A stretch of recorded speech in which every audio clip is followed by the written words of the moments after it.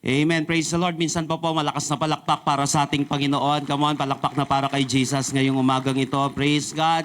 Good morning, good afternoon, good evening po sa bawat isa na nandirito. Ano man po yung panahon natin ngayon, ano man yung season natin ngayon, ng buhay mo, ng mundo natin ngayon, naniniwala tayo na kung saan pabago-bago man ang panahon, pero hindi ang ating Panginoon because Jesus is the same yesterday, today, and forever. So hindi po natin maikukulong ang Panginoon, hindi natin maibabaks ang ating Panginoon, kikilos at kikilos ang Panginoon kapag gusto niyang kumilos sa ating buhay. And I do believe that today, God already prepared our hearts para po sa kanyang banal at makapangyarihang salita. Sino po sa inyo ngayong araw na ito ay may magandang umaga? Amen. Sino po sa inyo may magandang araw ngayon? Amen. Sino po sa inyo may magaganda at poging katabi? Magsabi nga ng amen. So praise the Lord. I hope that everyone today is excited para po sa pananambahan sa ating Panginoon. At sinabi ko nga po, wala pong problema pagdating sa seed. Walang problema pagdating sa Word of God. Nagkakatalo lang pagdating dun sa dadatnan ng Word of God. Parable of the sower. Walang problema sa Word of God. Makapangyarihan na ito. Mula noon pa, gumagawa na ng miracle ito, nagsisave na ito ang salita ng Panginoon, nagbabago na ito, nagbibigay na ito ng direksyon at pagpapala. Ang kinakailangan lang yung tatamnan nito ay magiging maayos, matabang lupa. So I hope that everyone today is prepared para po sa pag-receive ng kanyang banal at makapangyarihang salita. So praise the Lord. Tayo po ngayon ay nasa second installment po ng ating brand new series na Relationship Goals. So dito po na pinag-uusapan natin yung ano ba yung mga dapat nating i-goal, ano ba yung mga napaka-importanting bagay na kung saan matututuhan natin o kinakailangan na i-aim natin pagdating sa ating relationship sa ating kapwa, sa ating sarili, at higit sa lahat sa ating Panginoon. So nakaraan po, napaka-importante po ng pinag-usapan natin kasi nga malaki ang kinalaman ng communication pagdating dito sa relationship. Ano man ang gusto mong i-goal sa relationship mo. Halimbawa, gusto mong umayos, gusto mo itong mag-grow, pero hindi mo inayos yung the way you communicate with someone, hindi rin siya maaayos eh. Kasi big part talaga ang communication. Lagi ko ang sinasabi sa mga student ko na isa sa mga primary goal pagdating sa communication ay connection. So kapag hindi tayo maayos maipag-usap sa tao at hindi tayo, alam niyo po yun, hindi natin natatansya, nadidiscern o nakikilala yung kausap natin, malamang sa malamang baka hindi tayo kumonect doon. So napaka-importante ng connection. The way we communicate with people, napaka-importante kumokonect tayo doon. Kaya importante, ina-assess natin yung landscape, ina-assess natin yung kausap natin. Kapag hindi mo namang kilala yun, at least magkakaroon ka lang ng idea sino yung kausap ko. Sino yung mga nakikinig sa akin. Lalo na pagdating sa iyong relationship. Kasi nga, napaka-importante ng communication pagdating sa goal mo, pagdating sa relationship sa mga anak natin, sa ating mga kapatid sa pananampalataya, sa mga tao mo sa iyong business, o kaya sa boss mo. Napaka-importante talaga ng communication, pati sa tagumpay ng isang tao. Make or break ang communication. Kaya napaka-importante na nag-grow po tayo dito. Kaya nga napaka-importante po nun. So ngayong araw na ito, isang parte pa na napaka-importante pagdating sa relationship na kinakailangan na matututuhan natin at nag-grow tayo. Malaki po ang kinalaman dito ng pagmamahal o love. Sabi nga po natin, love. So malaki po ang part ng love para mangyari yung relationship goals natin. Kaya lang kadalasan, yung love na ito ay hindi namamalayan ng isang tao. It's either nagiging lust siya o kaya nagiging lies ito. Yung akala ng isang tao na love yung pinapakita niya, madalas nagiging lust o nagiging lie, kala niya tama pa rin yung pagmamahal na ina-apply niya o ginagawa niya. Now, how do we know if our love is real or just religious noise? Paano natin malalaman kung ang pag-ibig natin ay totoo o isang religious noise lamang. Napakaganda po nitong passage natin ngayon kasi ito po dinil dito ni Apostle John, itong issue na ito. I want you to open your Bible with me in 1 John chapter 3, verse 18. 1 John chapter 3, verse 18. Sinabi niya po dito sa verse 18, "Little children, let us not love in word or talk, but in deed and in truth." Ulitin ko po ha. Sinabi niya, "Little children, let us not love in word or talk, but in deed and in truth." Alam niyo po, napaka-importante nito yung little children dito. Yung little children po dito, ito ay term of endearment. So, napaka-sweet ng dating ng umpisa dito ni Apostle John. Bakit kinakailangan niyang gumamit ng term of endearment dito? Maybe, and most probably, kung makikita natin sa context, kasi papagalitan niya. Madalas pag nagbasa po tayo ng letter o epistle, di ba sinabi ko po, napakalaking part pagdating sa interpretation ng Bible, and we must distinguish the literary genre. Importante yung literary genre. Kung narrative ito, may principle ng pagbabasa ng narrative. Kapag nagbabasa ka ng prophetic, may principle kapag nagbabasa ka ng prophetic. Kapag nagbabasa ka ng apocalyptic, madalas po yung Revelation o yung ibang part ng Daniel, napaka-importante doon, may pamamaraan ka, may principle kapag nagbabasa ng apocalyptic. Ganon din naman pagdating sa epistle or sacred na letter. Pagdating dito, madalas kasi, kay Apostle Paul pa lang, madalas niyang ginagamit yung sandwich principle. Ginagamit din dito pagdating sa counseling o pakikipag-communicate din sa ibang tao. Kapag gusto mong i-correct yung isang tao, isa sa mga techniques na ginagamit doon, wag agad diretso ng bira o kaya chastisement sa tao. Positive, negative, and then mag-e-end sa positive. Para maganda yung ending niya. Dito, ginamit din ito ni Apostle John. Gumamit muna siya ng term of endearment sa kanila. Dear, sabi dito, little children, sa ibang passage, dear children, sinabi, let us not love in word or talk, but in deed and in truth. You know, we live in a world full of talk. Tayo po ay namumuhay sa isang mundo na tatad ng salita. People say, I love you easily. Churches talk about love constantly, lalo na pagdating ng February.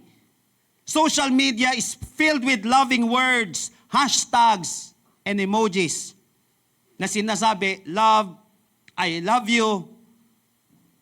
Kaya malinaw ang sinasabi ni Apostle John dito. Why? Sinasabi niya lang dito na may love na maingay at may love na totoo. May mere talk lang pagdating sa love, o kaya yung binanggit ko kanina na real, o kaya isang religious noise lamang. Kasi siyempre, church eh. Kasi siyempre, February. Siyempre may Lord, o kaya religious yung isang nation. Kaya lang, it doesn't mean na sinasabi natin iyon ay totoo siya. Why? Yung iba, isang religious noise lamang. Pero yung iba naman ay totoo. Kaya lang, paano natin malalaman ito? Paano ko ma-apply yung real love at hindi ito lust o lie, yung pagmamahal na gagawin ko? Again, sinabi ni Apostle John, makikita natin dito kung mere talk lamang o noise lamang yung isang pagmamahal o kaya naman kung ito ay totoo. So dito sa passage na ito, alam niyo po, let me illustrate first. May isa pong arkitekto nag-drawing ng isang napakagandang mansyon. Isa pong napakagandang mansion. Kumpleto po siya ng swimming pool, may garden ito, may chandelier siya na napakaganda pero hanggang drawing lang siya. Yung napakagandang perspective o yung napakagandang drawing nito, sa totoo lang, nung tinayo siya, walang semento, walang bakal, walang pundasyon na maayos. Ang tanong ngayon, mapapatira mo ba ang pamilya mo sa isang drawing lang? Ang ganda ng drawing di ba? Kaya lang pag lagay doon, walang maayos na pundasyon. Hindi ganon sa nakadrawing. Of course, hindi po natin ititira doon yung sarili natin at ang pamilya natin. Maging siguro ang ibang tao. Hindi natin maaatim na dalhin sila sa isang bahay na yung struktura ay babagsak o kaya hindi naman maganda. Likewise, many relationships today are just drawings. Marami pong mga relationship ngayon ay parang blueprint lang sila. Magandang pakinggan, masarap pag-usapan, pero hindi matirhan dahil wala itong sapat na pundasyon. Here, Apostle John commands us to move, listen to this, from drawing to reality. So dito sa passage na ito, kinuman tayo ni Apostle John na mag-move tayo from drawing to reality. Kasi ulitin ko, hindi natin ititira yung sarili natin, maging yung mga mahal natin sa buhay, o yung mga tao na alam nating may buhay sa isang lugar na napakaganda nga ng drawing, pero ang katotohanan, wala siyang pundasyon at walang ayos. At hindi yun yung nakalagay dun sa drawing dahil alam natin, napaka-hazardous nung lugar na yon. So join me in our message today entitled True Love Goals. Sabi nga po natin, true love. Ano ba ang dapat natin i-goal pagdating sa tunay na pagmamahal? Dalangin ko ngayong araw na ito, nakausapin tayo ng Panginoon, samahan nawa tayo ng Panginoon sa ating pag-uusapan, nawa mag-penetrate ito sa ating puso't isipan. Ulitin ko po, tulad ng pinag-usapan natin noong nakaraan, kapag nag-goal ka in any relationship, sa mahal mo sa buhay, sa mga araw-araw mong nakakasama, sa mga taong dadalhin ni Lord sa buhay mo, una, importante ang communication. Communication can make or break any relationship. Pangalawa ngayong araw na ito, pag-uusapan naman natin about true love. Hindi siya religious noise lamang, kundi ito ay totoo. Hindi siya drawing lamang, kundi ito ay magiging reality. Pwede po ba tayong lahat ay pumikit muna ngayong oras na ito at hilingin natin ang ating Panginoon? Father in heaven, we pray God for your Holy Spirit to intervene with us today. Lord, we believe that you are the author of the Word of God. Kaya nga po gusto po namin yung author mismo mangusap sa amin ngayong araw na ito. Gagamitin mo lamang ako, Panginoon, at ihanda mo yung puso ng bawat isa. Nawa, Panginoon, hindi lang ito magiging religious na service, kundi ito, Panginoon, ay magiging worship experience, Lord. Indeed, we will experience you today. Hindi lamang kami matututo, higit sa lahat kami mababago. At yung word mo ngayong araw na ito ay mapagpapala ang bawat isa sa kanilang pamilya, negosyo, trabaho, Panginoon, ministeryo, at pang-araw-araw naming pamumuhay. Salamat, God. We appreciate your presence today. This we pray in Jesus' name. Amen and amen. Muli po, palakpakan natin ang ating Panginoon ngayong araw na ito. So today, tignan po natin yung tatlong true love goals na binigyang diin ni Apostle John para maging makatotohanan ng ating pagmamahalan. Ulitin ko po. Tignan natin, tatlong true love goals na binigyang diin ni Apostle John para maging makatotohanan ang pagmamahalan. Lahat po ng ready at excited na ngayon na matuto at mabago, magsabi po ng malakas na amen. Number 1. Little children, let us not love in word or talk, but in deed and in truth. Number 1, true love is more than words. True love is more than words. Ang tunay pala na pagmamahal ay higit kaysa lamang sa salita. Hindi porket nagsabi ang isang tao, mahal ka na niya. Ulitin ko po. Hindi porket sinabihan ka ng isang tao, may mga tao na nagsabi na mahal ka niya, totoong mahal ka niya. Kasi may real naman talaga. Pero may mga nagsabi na kung saan mahal ka niya, pero hindi naman siya totoo. Alam ko po, napatunayan nyo na yan. Napatunayan na natin sa tagal-tagal mo na sa mundong ito. Sa dami na nagsabi sa iyo na mahal ka nila. Meron dong totoo, meron naman dong hindi. By the way, hindi naman lahat ng mga tao na nakapagsabi nun ay wicked talaga Or maybe yung iba ay immature, or maybe yung iba ay may pinagdadaanan, o kaya naman talagang sadya ng iba. Kaya sinabi dito, little children, let us not love in word or talk. Sa ibang translation, word or tongue yung binanggit dito. That's why true love is more than words. Hindi porket sinabi sa'yo ay maniniwala ka na agad. At hindi naman porket sinabi sa'yo, masyado na tayo magkikriticize agad, hindi naman totoo. Pero kasi dapat malinaw muna na ang tunay na pag-ibig ay higit sa pananalita. That's why hindi sapat ang declaration. Hindi sapat ang isang confession. Let us not love in word or tongue. Sa madaling salita, alam niyo po, yung Greek word for word na ginamit dito, let us not love in word. Yan po yung Greek word na logos. Ang ibig sabihin, speech, message, declaration. Hindi porket nagpe-present sa iyang isang tao, kinakausap ka ng isang tao, ay totoo na agad. Kasi sinabi dito, let us not love in word.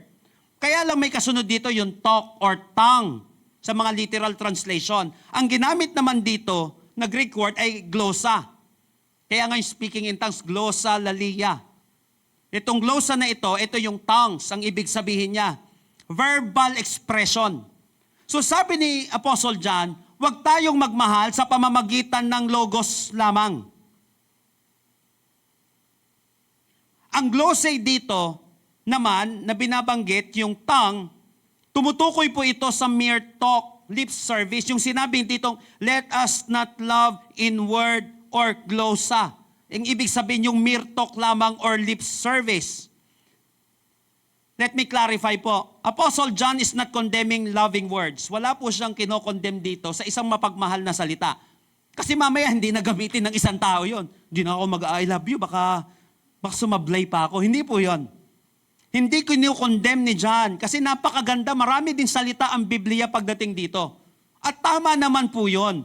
But John, again, Apostle John is not condemning loving words. Ang kinokondemn niya dito, yung empty words.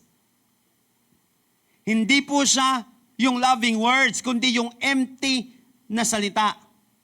Alam niyo po sa Greek, yung salitang ginamit ni John, let us not love, ang ibig sabihin dito ay agape. Sa Greek. Yung agape na ginamit po dito, hindi ito emosyon na nararamdaman lang o feelings, kundi ito ay isang decision of the will. Ang agape, hindi siya emosyon lamang. Hindi siya yung romantic love lamang. Hindi siya yung pangkaraniwan na pagmamahal lamang. Ito po ay desisyon ng will ng isang tao. So love, listen to this. Love that stays in the mouth but never reaches the hands is incomplete. Ulitin ko po. Love that stays in the mouth but never reaches the hands is incomplete. Kaya nga sinabi ni James, sa James chapter 2 verse 16, faith that only talks but never acts is dead. Faith without work is dead. Parang isang empty promissory note po. Kapag nangako ka sa isang bangko, pero wala kang pambayad, ang tawag doon ay default. Ulitin ko po. Parang isang empty na promissory note. Kapag nangako tayo sa isang bangko, pero wala naman tayong pambayad, ang tawag po doon ay default. So maraming Christian relationships ang naka-default status lamang. Dahil puro I love you, pero walang I'm here for you. Walang ganon. Naging natural lang. Sinabi ko nga, naging religious noise lamang. Siya. Hindi kinokondem ni John yung mga loving words. Ang problema, empty siya. Default. Ito. Nung sinabi niya, wala namang proof. Ito. Alam niyo po, sinabi ni Dr. John Stott, love is not sentimentality. It is costly service. Ang pagmamahal pala ay hindi sentimental lamang. Ito po ay costly service. Why? Nung ang ating Panginoon ay nagmahal, sinabi doon sa John 3:16, For God so loved the world that He said, I love you? Hindi.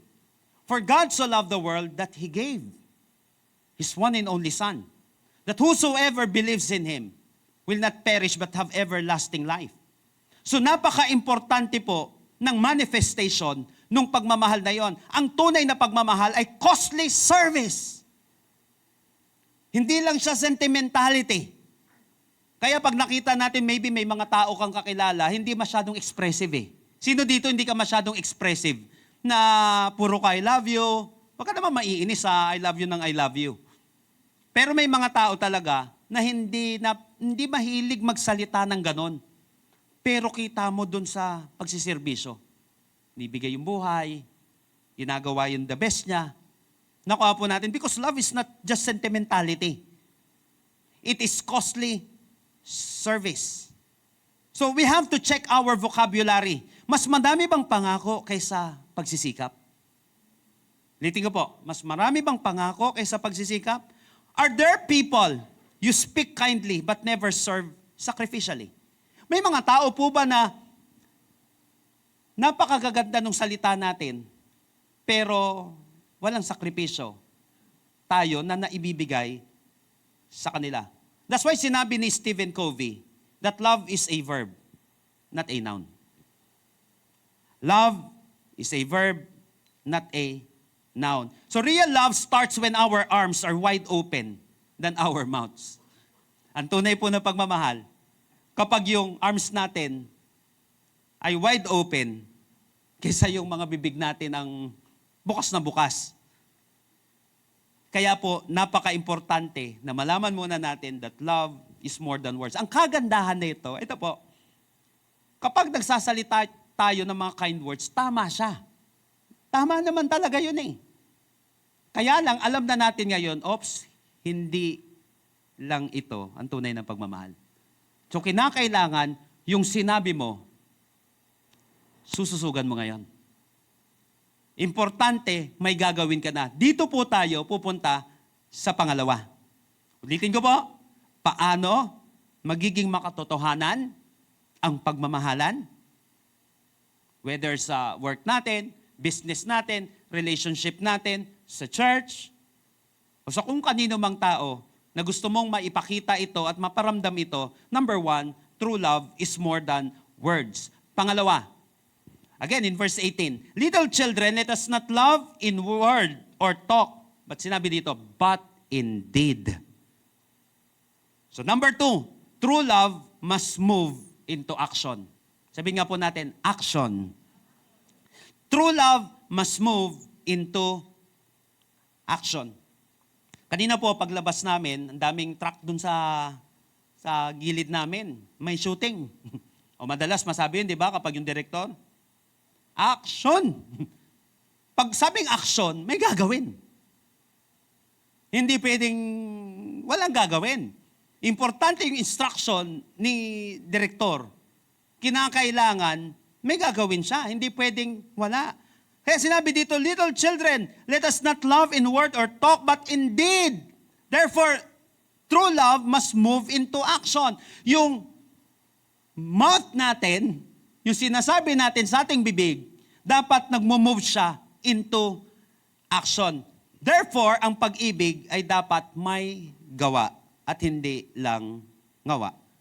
Yung word na did dito is the Greek word ergon. Etong ergon na ito na sinabi, but indeed, but in ergon, ang ibig sabihin nito, tangible effort. Ulitin ko po, nung sinabi dito ni Apostle John, na let us not love in word or talk, but indeed, ang ibig sabihin dito, dapat may tangible effort. Dapat tangible siya. Dapat nakikita siya.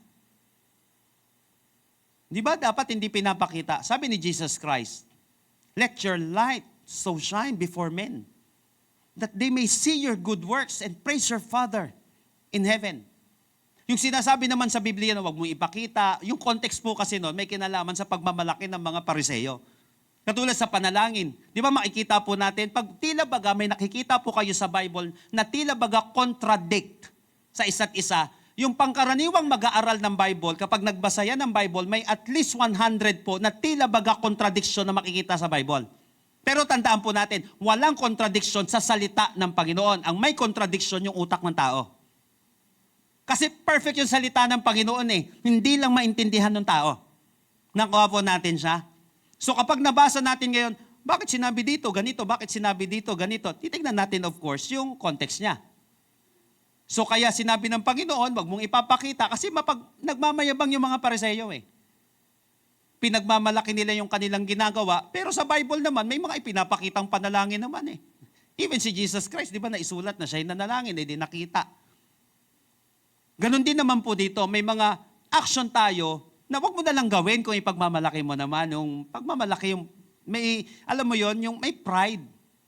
Yung motive natin ay hindi tama. Importante yung motive. Pero kapag ang motive natin ay magbibigay tayo ng example sa isang tao, sa ating mga anak, sa mga mahal natin sa buhay, para dumadami.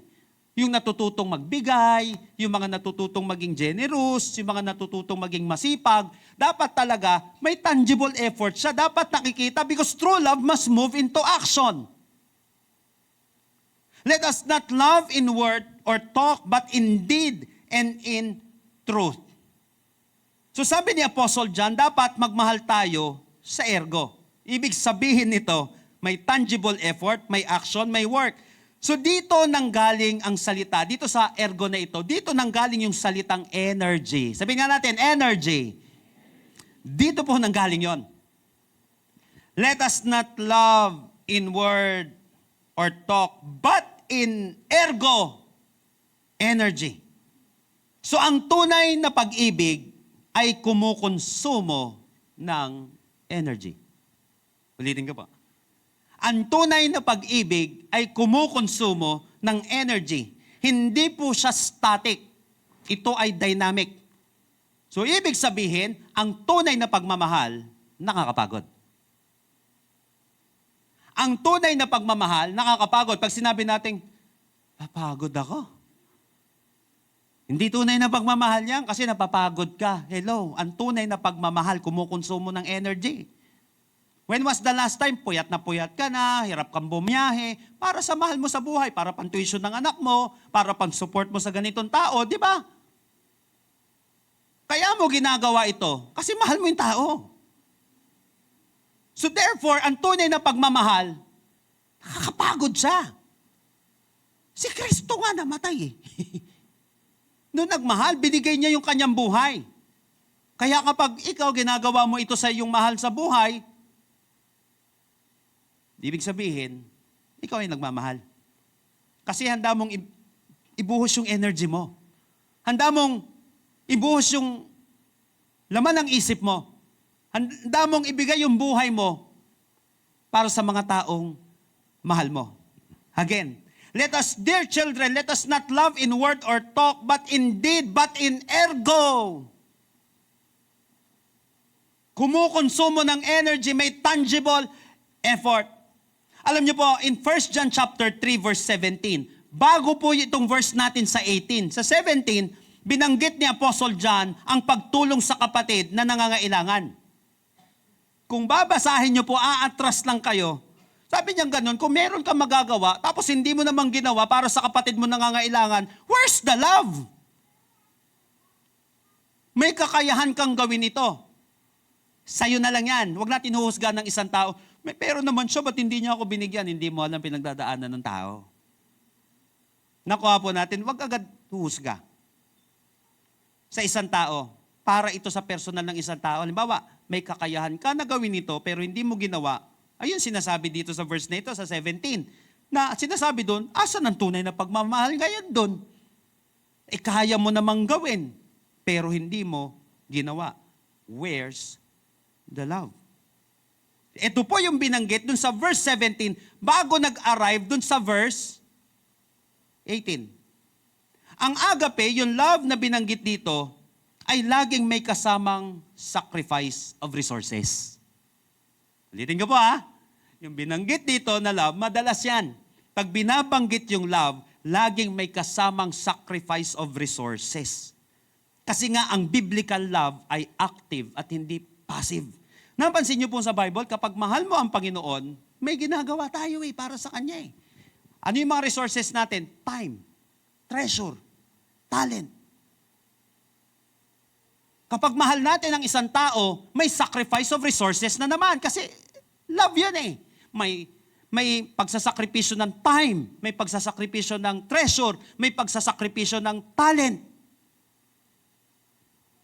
Ang agape, ulitin ko, laging may kasamang sakripisyo ng resources.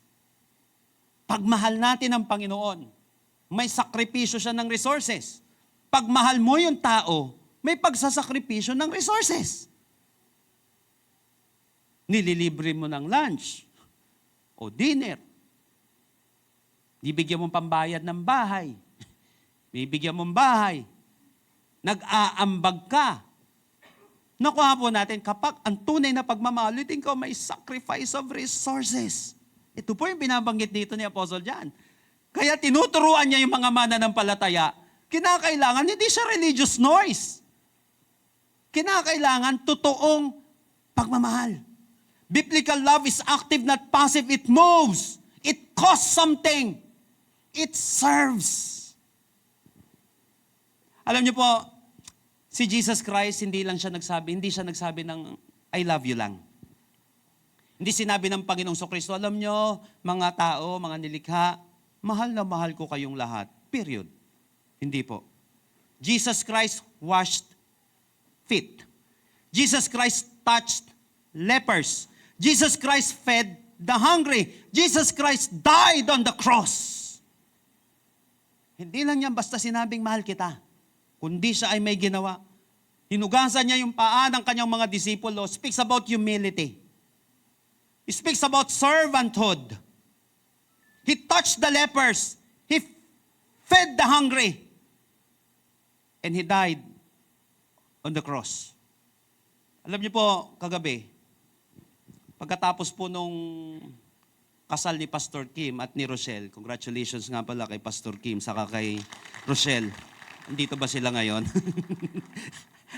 Kagabi, tumunod pa sila sa amin sa isang coffee shop. Mamaya dyan, nandun kami sa labas ng isang coffee shop. May isang babae na kung saan namamalimos. So, hindi ko binigyan. Kasi dapat naman matalino din naman tayo minsan, dinidiscern natin. Mamaya dyan, nung nasa sasakyan na po ako, pauwi na kami, biglang lumapit yung babae, kasama niya yung mga anak niya. Kinain yung pagkain namin na natira.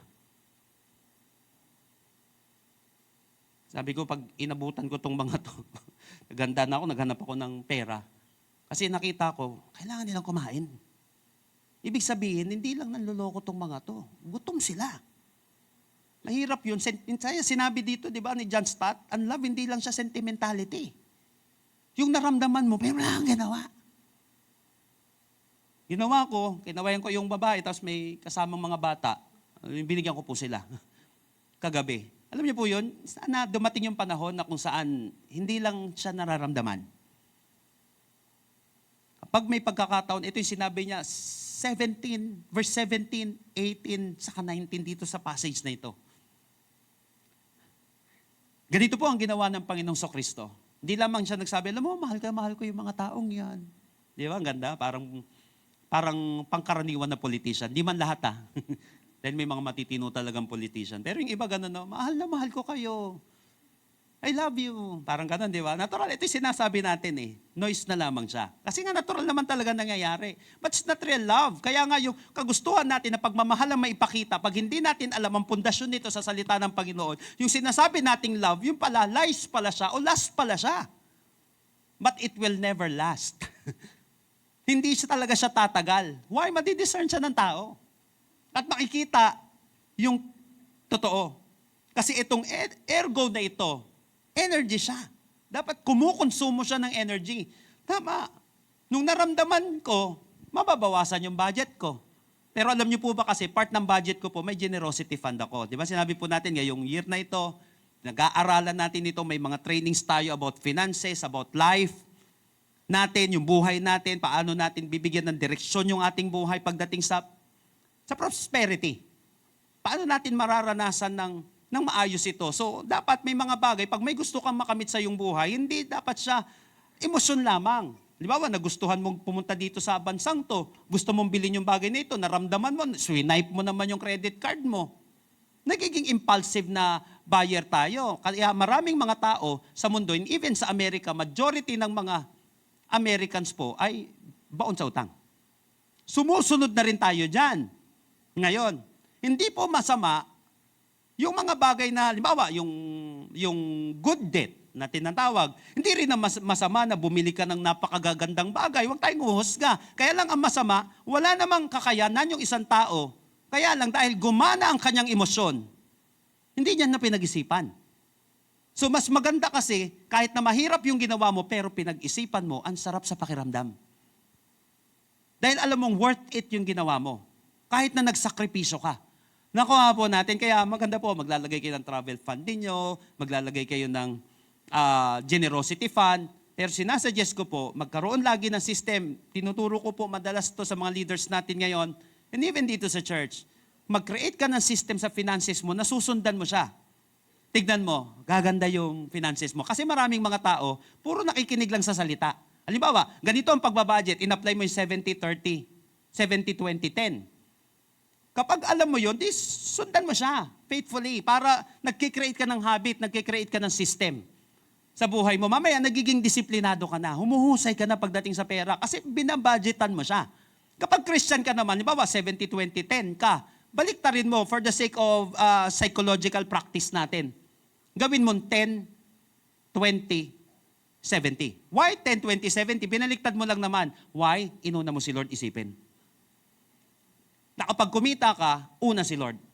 Hindi yung pangangailangan ko kasi si Lord ang re-resolba sa pangangailangan ko. God first. Nakuha po natin, nagbabago ngayon yung perspective natin at si Lord na yung nangunguna sa finances natin. Parang ganito, di ba, yung work-life balance. Naintindihan naman natin yon. Pero kapag gusto magbago ng isang tao, madalas sinasabi ng mga coaches, ng mga life coaches, baliktarin mo. Wag work-life balance, life-work balance. Why? Para mauna mo lagi buhay ang importante kaysa trabaho. Hindi yung work-life balance. Pangalawa na naman ang life. Walang work pag walang life.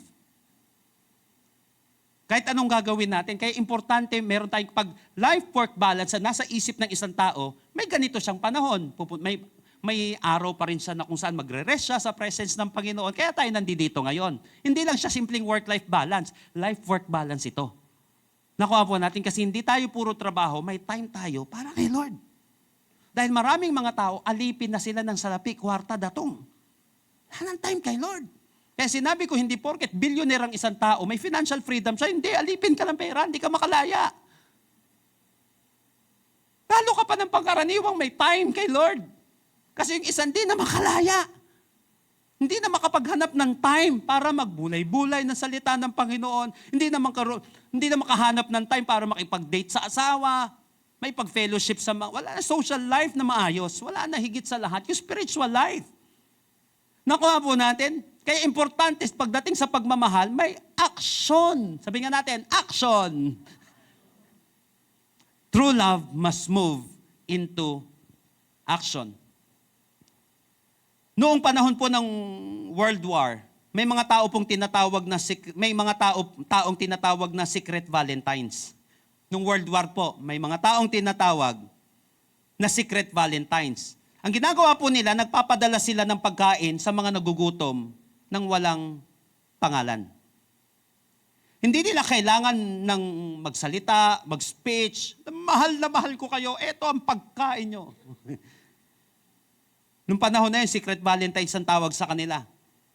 Kasi ang busog na sikmura ng kapwa nila, ang ebidensya ng kanilang pag-ibig. Yung busog na sikmura ng kapwa nila, yun yung ebidensya ng kanilang pag-ibig. Now, ano ang love in action mo ngayong linggo?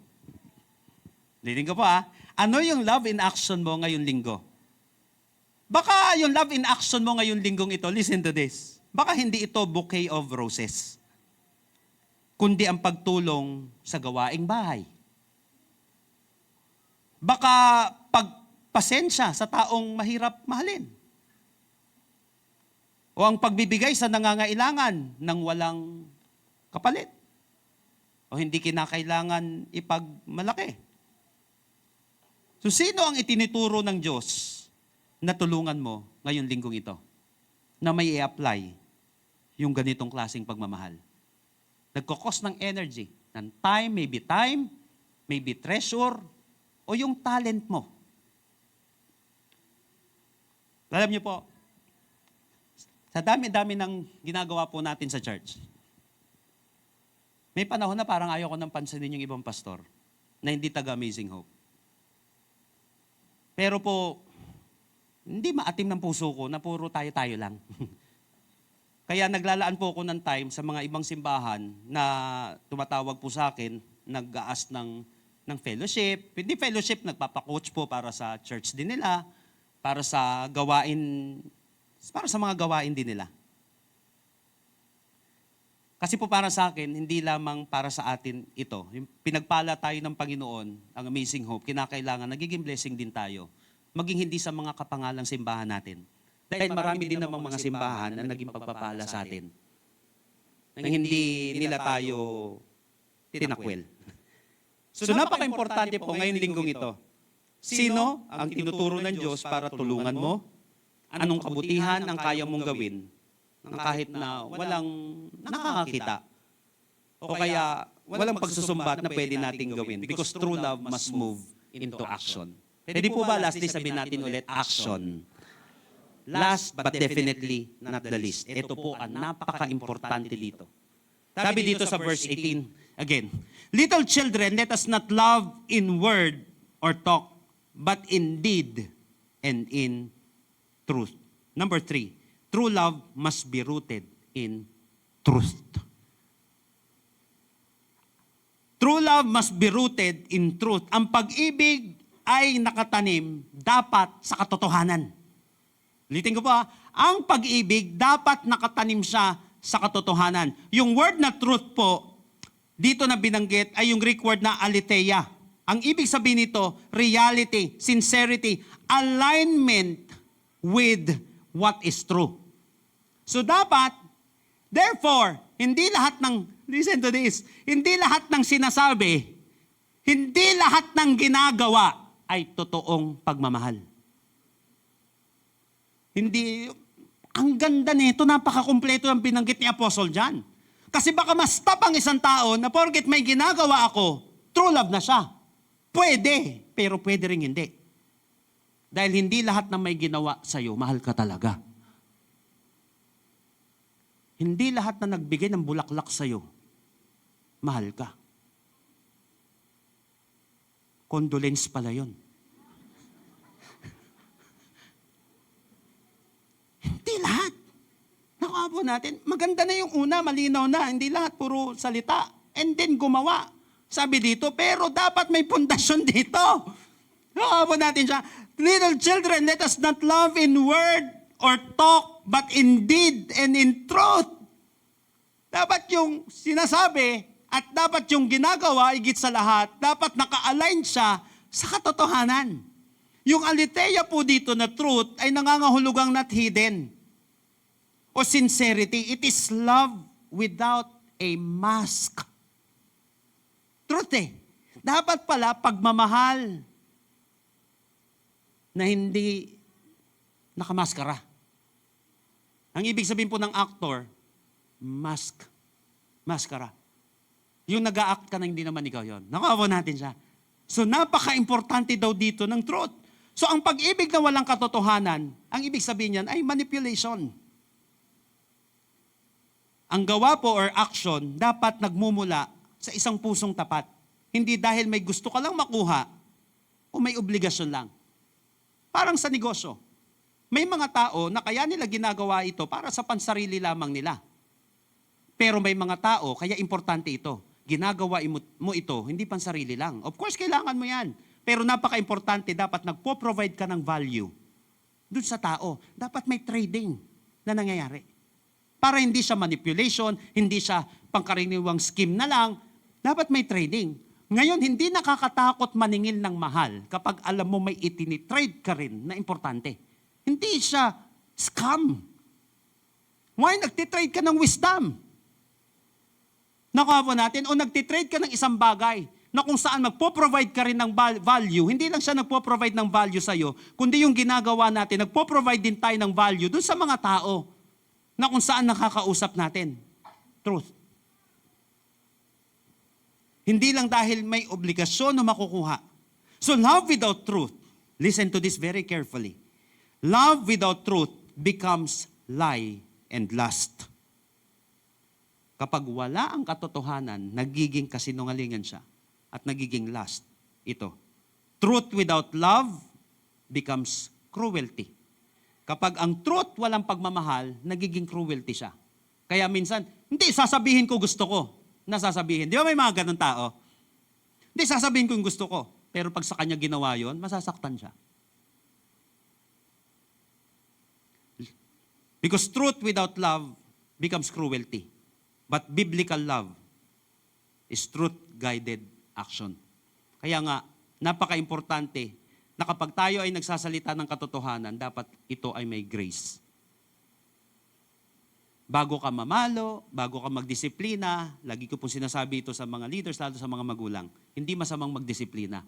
But make it sure, pag ginawa mo iyon, may purpose ka. May pagmamahal pa rin na foundation yon para hindi ka makasira ng buhay. Kasi pag nagdisiplina ka, maayos yung puso mo, malinaw sa iyo kung bakit mo ginawa yun, ang sarap magdisiplina. Why? Mahusgahan man tayo ng mga tao, alam natin, mahal natin yung taong yun, kaya natin ginawa. Nawawala yung sobra, nawawala tayo sa sarili natin. Nakuha po natin kasi bago mo siya gawin, it's either nanalangin ka o ginagawa ko ito para sa kanya.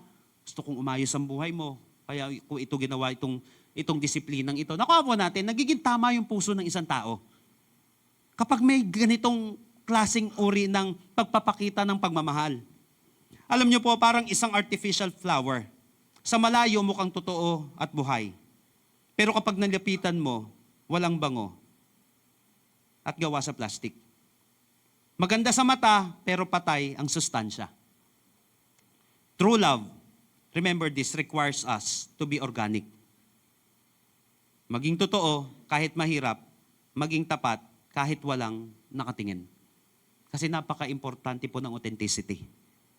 Ang sarap. Minsan may isang hotel, may sinama kaming mga tao po doon. Diyan lang, sa tabi natin. Totoo ba to? Ganon. Totoo ba to?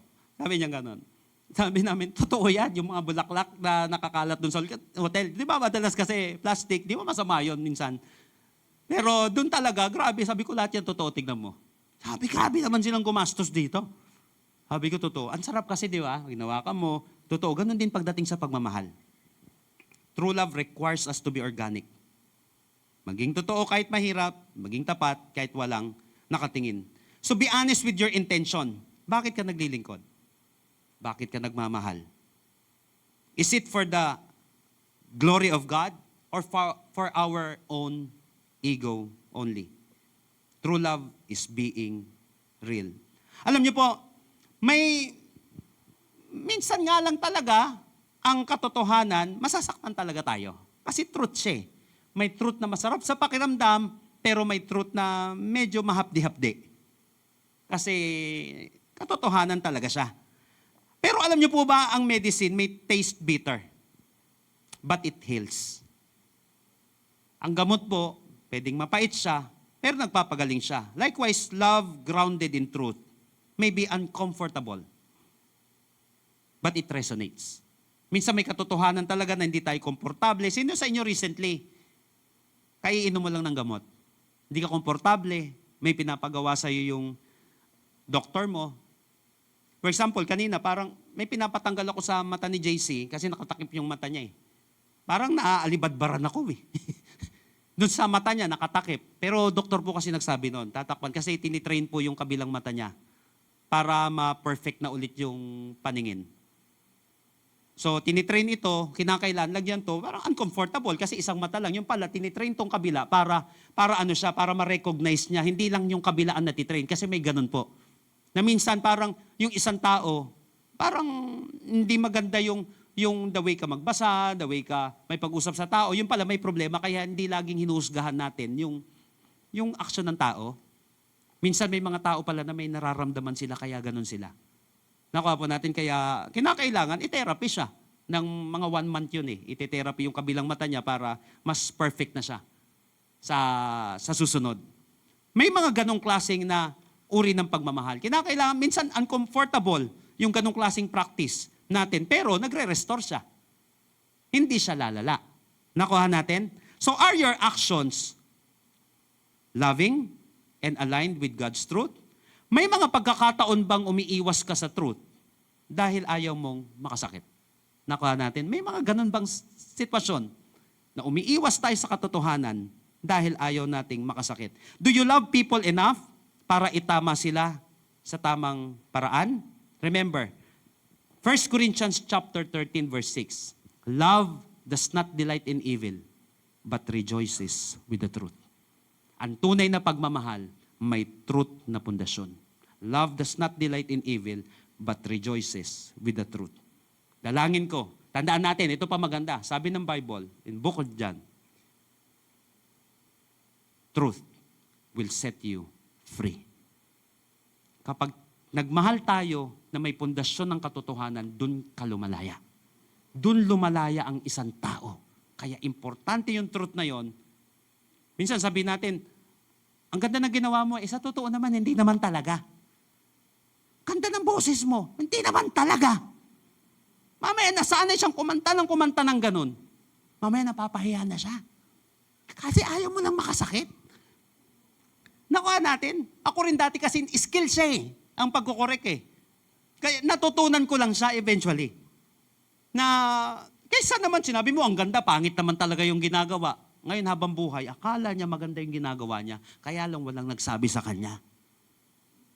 Nakuha po natin. Kaya lang, maybe natatakot yung mga tao na sabihin yon sa kanya kasi baka masaktan. Akin, di bali na masaktan doon sa gamot na yon, at least gumaling na siya. Nakuha po natin. Kaya lang, skill siya. Minsan sasabihin mo, alam mo, ang ganda-ganda mo. Mag-usher ka na lang.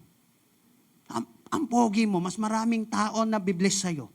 Pag ganyan, nakuha po natin siya. Huwag ka na lang dyan. Huwag ka na lang sa music, bigay mo na yan. Sa kanila, o kaya dito ka sa ministering ito. Minsan may mga ganun hindi natin alam di ba? May pamamaraan na gagamitin tayo ng Panginoon, ng wisdom sa Panginoon. Pero uulitin ko, truth will set you free. Ngayon, gagaling yung isang tao, huhusay siya, kasi may nagsabi sa kanya ng totoo. Doon siya lalaya.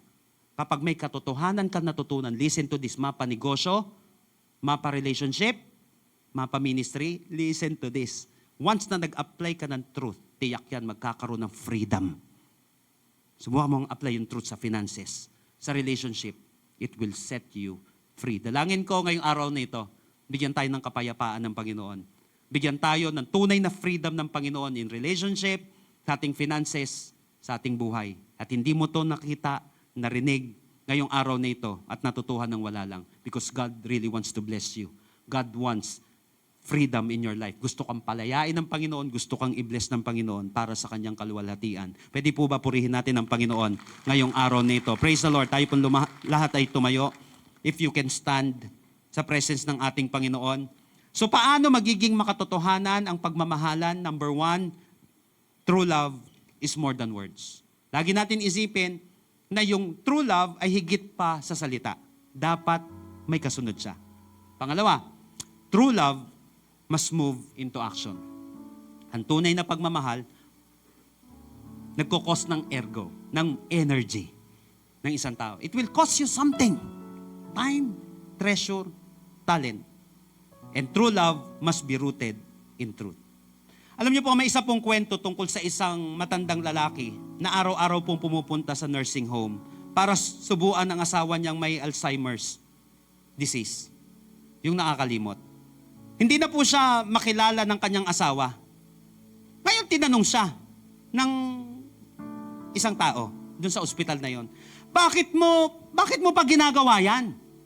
Sa asawa mo. Hindi ka naman niya nakikilala. Bakit nagsasakripisyo ka pa dyan araw-araw? Nag-i-effort ka pa sa asawa mo araw-araw, hindi ka naman na niya kilala. Ngumiti po yung matanda. Ngumiti po yung asawa. Sabi niya ganon, doon sa nagtanong sa kanya, hindi niya man ako kilala ng asawa ko. Pero ako, kilala ko kung sino siya. Siya ang asawa ko na pinangakuan kong mahalin.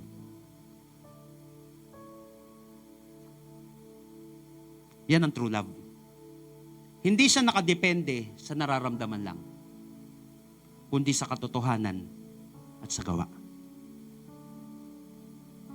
Let me challenge you today. Ngayon pong love season, huwag tayong makipagsabayan sa mundo sa grand gestures lang. Tayo makipagsabayan na dahil uso lang ito, hindi masama. Itong ganitong season na sineselebrate siya, ang pagmamahal. Kaya lang, huwag tayo makipagsabayan doon sa grand gestures lamang. Here's our challenge. And I believe, napaka-importante kasi ng application. Doon pinagpapala ni Lord ang isang tao. Pinagpapala ni Lord ang isang tao nung napakinggan niya, ginawa niya ito. Doon nang gagaling ang blessing. So dalangin ko, pagpalain tayo ng Panginoon. Ngayon linggong ito sa mga susunod na araw. Unang challenge. Pumili ng isang tao na mahirap mahalin. Pumili ng isang tao na mahirap mahalin o isang tao na hindi ka masusuklian o mahihirapan kang suklian. Mahirap mahalin o kaya yung taong yun hindi ka masusuklian o kaya mahihirapan kang suklian. Pangalawa, gumawa ng isang action or kahit secret action para sa kanila.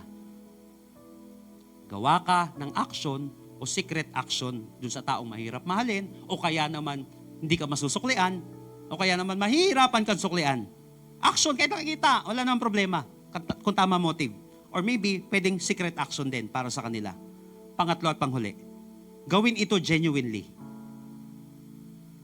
Totoo, sa harap ng Panginoon. Doon ka i-bless ni Lord. Kapag nai-apply natin yung kanyang salita.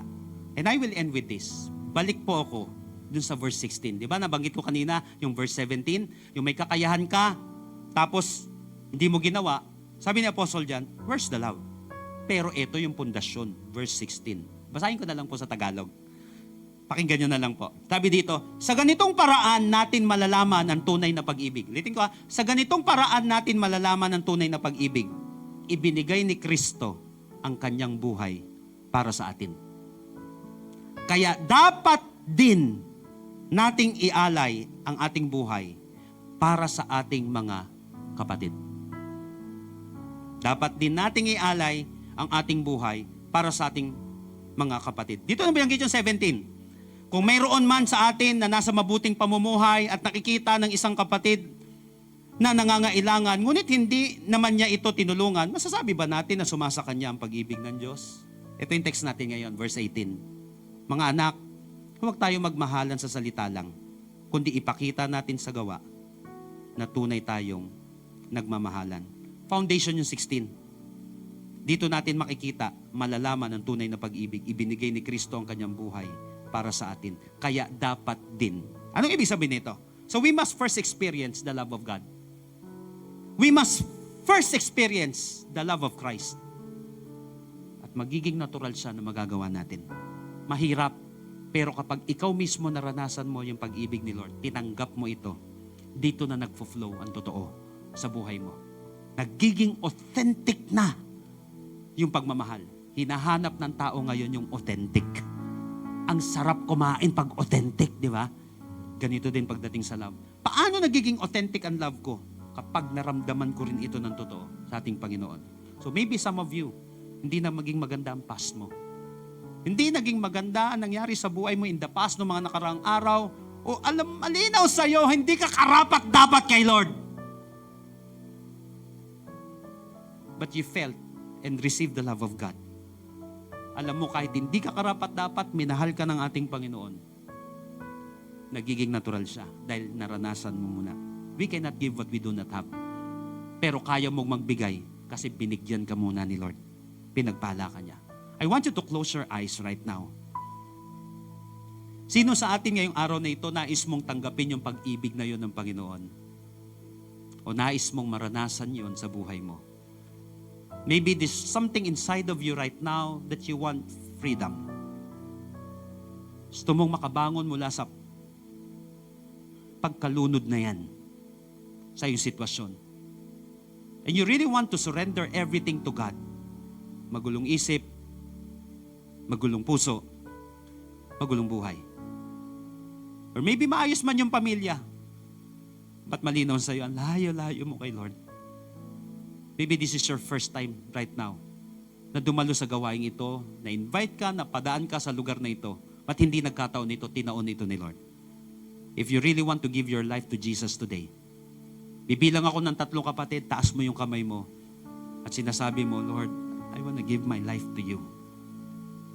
I want to experience this love, Lord, na nagmamahal, nagpapatawad, nag-aayos ng buhay, nagbibigay ng panibagong panimula, nagre-restore, nagre-renew. If you're this person right now, ito ang panalangin mo, kapatid, ngayong araw na ito. You really want to experience this love. Love that saves. Love that restores. Love that renews. Love that commits. Kahit na anong mangyari, mahal ka ni Lord. If you really want to experience this right now, lift up your hands. Come on. 1, 2, 3. Habang nakataas yung kamay na yan ngayon, kapatid, pray this prayer with us. And I believe that after this, your life will never be the same again. Make it your personal prayer right now. Tell it to Jesus, Lord Jesus, Lord Jesus, come into my life. come into my life. I surrender my heart to you. I surrender my heart to you. I admit that I'm a sinner, I admit that I am a sinner, but I believe that you are my Savior. but I believe that you are my Savior. Starting today, Starting today, be the Lord of my life. be the Lord of my life. I accept your love. I accept your love. Save me. Save me. Restore me. Restore. Renew me. Renew. In Jesus' name. In Jesus' name. Amen. Amen. Kapatid, kung ipinanalangin mo to ng buong puso at buong kaluluwa, believe me, tinanggap ka ni Lord. The Bible said, sabi ni Lord, hindi niya itatakwil ang sino mang lalapit sa Kanya. Mahal na mahal ka ni Lord. And for all of you right now, na tila baga gumewang-gewang yung buhay natin, aamin ka ngayong araw na ito na gumewang talaga. Sumemplang talaga. Na yung pagsemplang na ito ng buhay natin, na wala tayo sa alignment, na wala tayo ng self-control, apektuhan yung mga tao sa paligid natin. Apektuhan tayo. Apektuhan yung mga tao sa paligid natin. Naramdaman nila yung semplang, yung sugat na meron tayo. Naipadaman din natin sa kanila yung sugat. Naipadaman din natin sa kanila yung pain na nararanasan natin without knowing na nasugatan na tayo, nasugatan na rin natin yung ibang tao. At ang daming nawala, nabasag, nadumihan sa buhay natin. God wants to restore you today. Ikaw at ang ating Panginoon ngayong oras na ito. I will give you 30 seconds to 1 minute right now. Kausapin mo personally si Lord. Talk to God right now.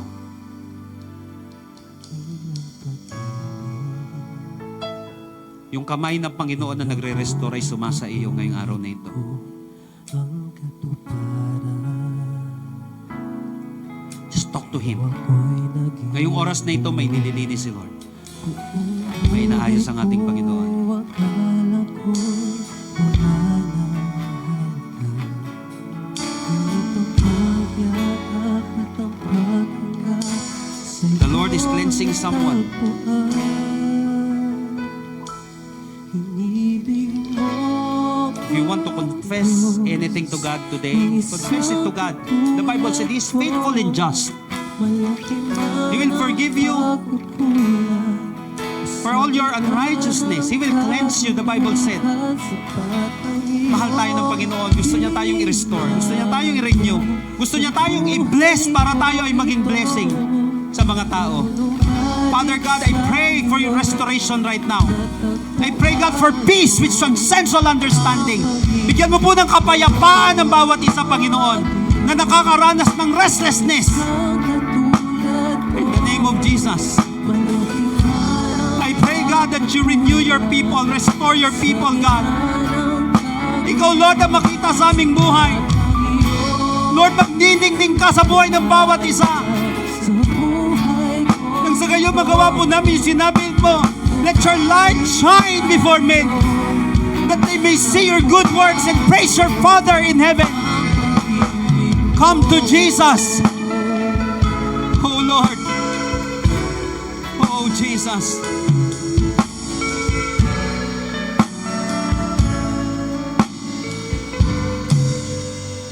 Pwede po ba itaas natin ang ating mga kamay ngayong araw na ito? As our hands lifted high, Lord, I pray that you anoint these hands, Lord. Sa kamay na ito, Panginoon, maraming magfo-flow, Panginoon, na blessing. Dahil una mo siyang bless, Lord. Lord, yung hindi pakitang tao, kundi ramdam ng tao, Panginoon, whether sa business, Lord, o in charity man, Panginoon, sa family, Lord, through these hands, oh God, makikita nila yung kamay mo, Panginoon, na kumikilos sa kanila. Uunahin mo silang pagpalain, Panginoon. Uunahin mong pagpalain ang bawat isa na nandirito ngayon. At Lord, magiging daluyan lamang kami ng blessing. Magiging daluyan ng healing, Lord, yung kamay na ito. Magiging daluyan, Panginoon, ng miracle, Lord, ang kamay na ito. Magiging daluyan, Panginoon, ng encouragement, ng comfort. In the name of Jesus. All for your greater glory alone. Maraming salamat, Lord, for anointing these hands. Thank you, God, for blessing these hands right now. At Lord, simula sa araw na ito at sa mga susunod na araw, Lord, may isang tao, at least isang tao, Panginoon, na makikita ka na kumikilos sa kamay na ito. Salamat po, Panginoon, for the power. Thank you, God, for the anointing. Thank you, God, for the restoration. Thank you, God, for the peace, Lord, ngayong araw na ito. And above all, thank you, God, for the love na ibinigay mo muna sa amin, Panginoon. Ito po ang aming panalangin sa pangalan ni Jesus. Lahat po'y magsabi ng Amen and Amen. Come on, malakas na palakpak para sa Panginoon. Lahat ng minahal, lahat ng pinagpala ng Panginoon, malakas na palakpak at pagpupuri sa Kanya ngayong araw na ito. Praise the Lord. Hallelujah. Amen. Praise God. Sige nga po, minsan pa papalakpakan natin ang Panginoon. Amen. Sino rito blessed na blessed ka? Ayan, papatunayan natin yan. Ayan, sabihin mo sa katabi mo, I love my church. Dapat may conviction, I love my church. Ayan, di ba sabi nga kanina, dapat not just in words. Kasi madali naman magsabi ng I love my church. Pero dito po, papatunayan natin, gaano po natin kamahal ang church na meron po tayo. So, love is not sentimentality, it is costly service. Sabi po kanina, tama po. So, ibig sabihin, kailangan yung mga sinasabi po natin ay meron po tayong gagawin. Kaya ito pong ating gagawin ngayon, itong part na ito po, I do believe isa to sa paborito mong part. Bakit? Kasi ang dami mong tinaniman dito na nagkaroon ka ng answered prayer. Amen? Sa lahat po ng may answered prayer dahil nagtanim before. Can you say amen? Praise God. Hallelujah. Alam niyo po, sa totoo lang po, personally, sobrang blessed po ako sa church na meron po tayo. And even sa inyo pong lahat. Sa members po ng Amazing Hope Christian Church International. Alam niyo po yun, kasi po ito pong gawain po natin ay costly po siya. Ayan, last week po, ayan, nagbayad po tayo ng almost 120,000 dito sa Trinoma. Yung bill po natin doon sa main church, if I'm not mistaken, kulang-kulang 50,000. 'Di ba? Ganun kayaman yung church natin. So ibig sabihin, bakit po natin nababayaran yung mga bagay na yun? Kasi dahil sa'yo. Sabi mo sa katabi mo, dahil sa'yo. Kasi sa totoo lang, hindi kaya ni Bishop, ni Doc Dana, at kung sino mang leaders ang monthly na billings po natin kasi lahat po tayo ay may pangangailangan. Pero dahil ito pong church natin ay very united when it comes to giving, when it comes sa pagtatanim at sa mga bayarin po natin, alam mo yon, lumalago, gumaganda po ang ating gawain. Kaya naman po naniniwala ako na hindi lang po I love my church ang meron po tayo. Amen po ba? Dahil ito po pong gawain na to ay tinataniman natin, binabalik natin kung ano yung nararapat sa Panginoon. Kaya sabi po kanina ni Bishop, na kapag every time na inuuna mo si Lord sa kaperahan mo, kasi naniniwala ka na siya ang re-resolba ng pangangailangan mo. So every time na nakaka-receive po tayo ng ating mga sweldo, alam mo yon, or any other source of income, dapat malinaw sa atin, una si Lord. Kasi kapag inuna mo si Lord, solve na yung problema mo. Sino rito yung monthly ka nakakapag-tithes, weekly ka nakakapag-tithes? That is a manifestation na nag-provide si Lord. Weekly ka nakakapag-church, ang lamig-lamig. O, sino dyan, giniginaw ka? Di ba? Kasi ibig sabihin, yung ating pong operation dito ay nababayaran natin ng maayos. Hindi po tayo nadidelay, hindi po nagkakanda utang-utang ang amazing hope. Dahil sa'yo pa lang, tignan mo yung katabi mo. Sa katabi mo pa lang, ang laki na ng inambag niya para sa bayarin ng church natin. Pwede ba palakpakan natin ang Panginoon? So ngayon po, ayan, habang naglalagay po kayo sa sobre, naniniwala po ako na kayo po at tayo po ay kinausap ng Panginoon. Sige po, kung gusto mo po bayaran yung for this month natin, okay lang yan.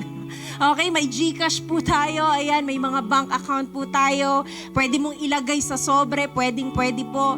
If yan po ang leading sa'yo ng Panginoon or kung may nakikita ka pa na pangangailangan ng church natin. Alam niyo po, ito mga instrument natin, milyon-milyon po yung ginagastos po natin. Alam mo yon, weekly or kapag nagpapalit po tayo, thousands po yung kailangan nating bayaran. So ibig pong sabihin yung atin pong tinatanim, nakikita po natin. One time po nakipag-fellowship po ako. Alam niyo po, isa po dun sa sinabi nung ka-fellowship ko na disciple ko po. Sabi niya, ang galing no, kasi yung binibigay natin sa church, nakikita. Sa mga hindi pa po nakakapunta sa main, hindi pa po ganito kalaki yung main natin. Pero grabe, ang laki ng LED ng main natin. Pwede ba palakpakan natin ang Panginoon? Kasi bakit? Merong isang ikaw. Grabe ang katabi mo. Hindi pa yan milyonaryo, pero kilos milyonaryo na yan. Pwede ba palakpakan natin ang Panginoon? Receive mo yan. Amen? So dahil sabi po kanina, love must be rooted in truth.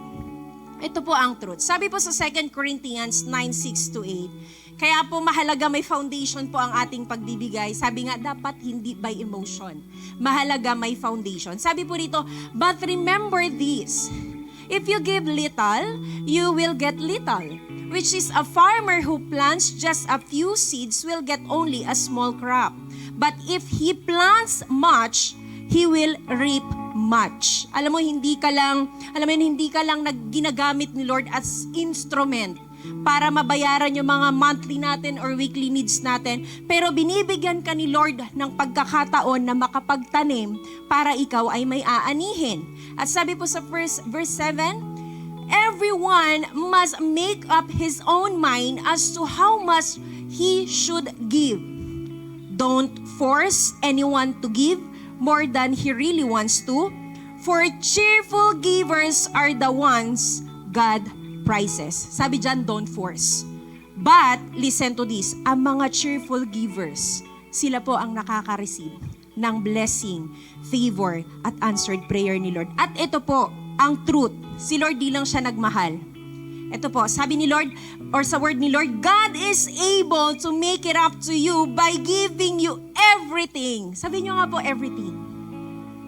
Everything you need and more, so that there will not only be enough for you or for your own needs, but plenty left over to give joyfully to others. Alam mo, pag nagtatanim ka ng matinding tanim, hindi lang ikaw ang umaani. Madalas pati ang katabi mo umaani. Nalilibre mo yan. Alam mo yan, hindi ka na nagdadalawang isip. Kung bibigyan ko ba to, bibless ko ba to, magtatanim ba ako dito? Kasi bakit? Si Lord, kaya niyang ibigay yung everything sa atin. God is able. Ano yung hindi ka able ngayon, pero alam mo God is able? Alam mo ngayong araw na to, you are able na makapag-plant. You are able na makapag-tithes. You are able, alam mo yon, na makapag-offering. Pero gusto kong malaman mo, si Lord is able para i-overflow ka. Amen? So naniniwala po ako na naihanda na po natin yung ating giving. Ayan, naihanda na rin po natin yung mga bank accounts po natin. Pwede nyo po yung gawin. Kung naubusan po kayo ng cash kasi nalibro mo yung katabi mo, it's fine. Pwede po tayong mag-bank account. Okay? So sige po, mananalangin po tayo and we will thank God. Lord, grabe yung pagmamahal mo sa amin. Hindi ka lang nagmahal, pero una sa lahat, Lord, ikaw ang nagmodel ng tunay na pagbibigay, Panginoon. Kaya God, ngayong umagang ito, we just want God to bless our church. Hindi lang po namin, I love my church ang meron kami. Pero Lord, we will support, we will plan for our church kasi Lord, naniniwala kami na maraming bagay, maraming milagro ang nangyayari sa aming buhay dahil sa pagpapatuloy ng gawaing ito, Panginoon. Kaya Lord, I pray sa lahat po na magiging tapat sa kanilang tithes, offering, or kung meron man siyang tinatanim, Panginoon, maybe ito yung isa sa pinakamabigat na giving niya. Pero Lord, mas higit na mabigat at honorable yung marireceive niya, Panginoon, sa gagawin niyang ito. I declare, Lord, i-expand mo po ang bawat businesses sa lahat po ng magbabalik at magtatanim. Lord, you will give promotions in the name of Jesus sa lahat ng nagtatrabaho dito. Sa mga nag-aaral, Panginoon, Lord, ikaw ang magpo-provide at magpapagraduate sa kanila. And Lord, kung meron man sa amin dito, they're praying for restoration of their family. In the name of Jesus, Lord, you will restore them, Lord. At Lord, naniniwala ako sa lahat ng may mga karamdaman dito. In the name of Jesus, Lord, you are a great healer. Lord, naniniwala ako na may pagagaling at pinagagaling ka sa mga oras na ito, Panginoon. Lord, maraming salamat for giving us the ability to produce wealth. Kaya Lord, nandito kami, magtatanim, magtatapat at masayang magbibigay sa iyo, Panginoon. We just want to honor you, Father. In Jesus' mighty name we pray. Amen and amen. Sige po, makakapagbigay na po tayo.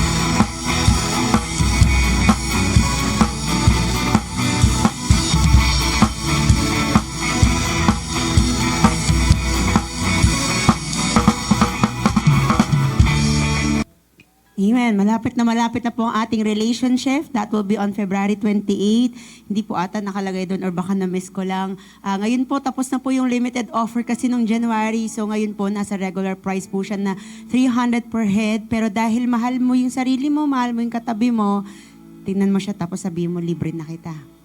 Attend tayo dito, okay? Dahil tuturuan po tayo dito ng Panginoon at mas titindi kung paano tayo makipag-relationship sa mga tao po sa paligid natin. Napaka-importante po yan. Alam niyo po, ang demonyo, gustong-gusto niya laging pinaghihiwalay ang mga tao. Ayaw kasi ng demonyo kasama ka sa church. Ayaw niya kasama mo yung pamilya mo. Ayaw niya kasama mo yung mga tamang tao. Gustong-gusto ko niya hinihiwalay eh. Kaya sabi sa tabi mo, huwag kang hihiwalay. Okay? Patuloy po nating paigtingin yung mga relationships na meron tayo. Pag may mga maling relationship or necessary ending, naiintindihan naman natin yan. Pero lagi ko nga sinasabi, bago yung ending, sana maranasan muna natin na maging unbreakable. At grabe po, last week po, kahit po medyo busy ang mga pangyayari sa buhay ko po at sa buhay ng mga leaders natin, we were able to shoot a very powerful testimony na naghihintay po sa inyo sa relationship na ito. Makakakita po kayo ng, pwede pala yun, ganun pala katindihan. Kala ko sa pelikula lang or sa artista lang nangyayari yun, pero nangyayari pala siya sa totoong buhay. And salamat sa Panginoon dahil ginamit ng Panginoon yung storya na yon para makapag-express po sa atin ng tindi ng grace po ng Panginoon. So, we just want to invite you po. Sana wag nating ma-miss ito. Ngayon po kasi sa mga nagtatanong, physical po natin muna siyang gagawin. Hindi pa po natin alam kung may online ito. So, as much as you can, malapit lang naman po ang main campus natin dito sa Trinoma. Actually, paglabas mo dyan, parang tricycle away na lang tayo dyan eh. Bigyan na natin to.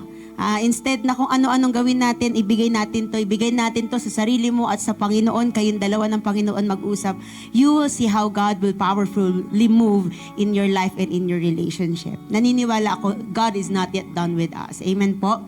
Hindi pa po tapos ang Panginoon sa atin. And ngayon po, sino po dito, you are blessed by the Lord? Amen? Nakareceive ka ng tamang pagmamahal. Naunawaan mo kung paano tamang magmahal, di ba? Yung pagmamahal na binigay, yung natutunan po natin ngayon, hindi mo po yan masyadong maririnig sa social media, sa mga commercial. Kasi masyadong commercialize ang pagmamahal kapag kapag social media. Pero alam niyo po, ito ay may katotohanan. So sabi mo sa katabi mo, i-apply natin ito. Ayan, i-apply natin to. Kailangan magawa natin ang assignment po natin this week, okay? Tatayo po tayong lahat in the presence of God. Can you remind at least 2 tao, sabi mo sa kanya may assignment ka. Sabi mo sa kanya, magmahal ng tama. Ayan, okay?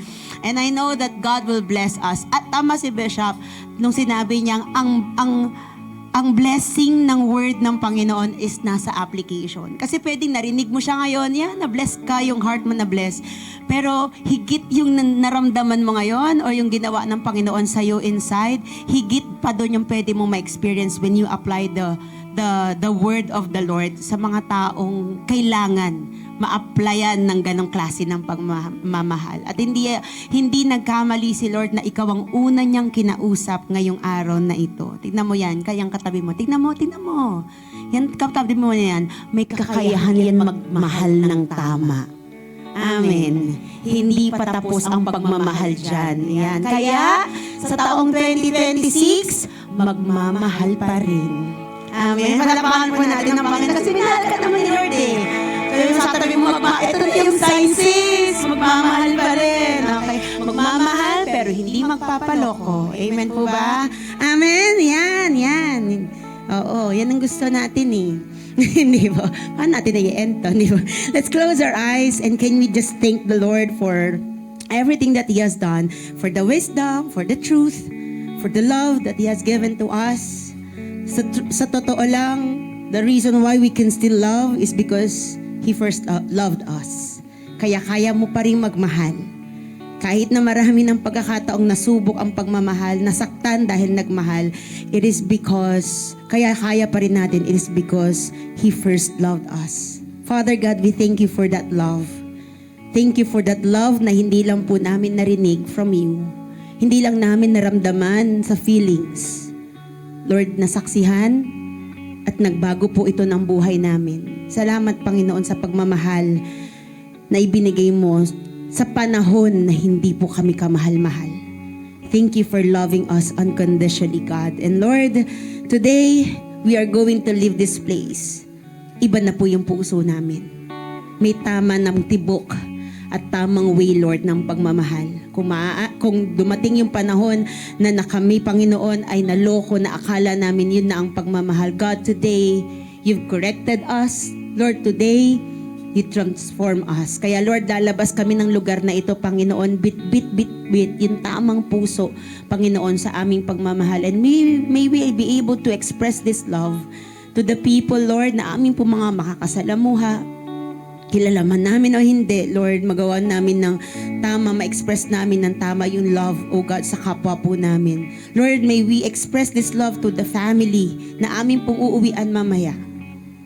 Hindi man namin, Panginoon, sila lahat may maayos na relationship, pero Lord, tulungan mo kami. Maybe, Lord, may umalis dito ng bahay niya kanina, may nakaalitan siya sa pamilya, but Lord, uuwi siya mamaya, Panginoon, tulungan mo po siya. Na sa kanyang pag-uwi, Panginoon, may i-apply niya po, Panginoon, ang iyong salita. Lord, may we express this love to the school and to the companies, Lord, na papasokan namin tomorrow, God. And Lord, sa mga tao pa, Panginoon, na kung saan ay hahayaan mo, Panginoong, ma-meet po namin this week. Salamat, Panginoon, dahil hindi na lang commercialized na love at hindi na lang love na alam lang namin ang aming pong i-express, kundi pagmamahal po, Panginoon, na sa'yo din po naman nang galing. Salamat po, O God. And once again, if you may, you can raise your hand. Receive this benediction from the book of Numbers. Itong declaration na ito ay sasama sa'yo as you apply God's word today and this week. Amazing people of God, may the Lord bless you and take care of you. I receive. May the Lord be kind and gracious to you. I receive. And may the Lord look on you with favor and give you peace. I receive. Father, we receive all these things in the mighty name of Jesus.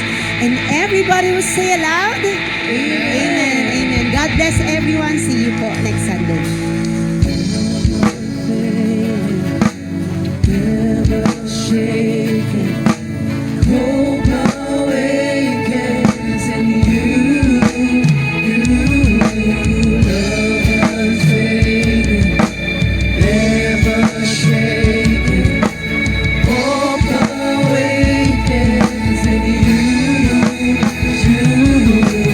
Love unfading, never shaken. Hope awakens in you. Love unfading, never shaken. Hope awakens in you. Ever our heart will sing, Jesus in everything. From sky to ocean, your love goes on. Through every rise and fall, we are forever yours. One thing we know is sure, your love goes on and on and on. God bless church. See you next time.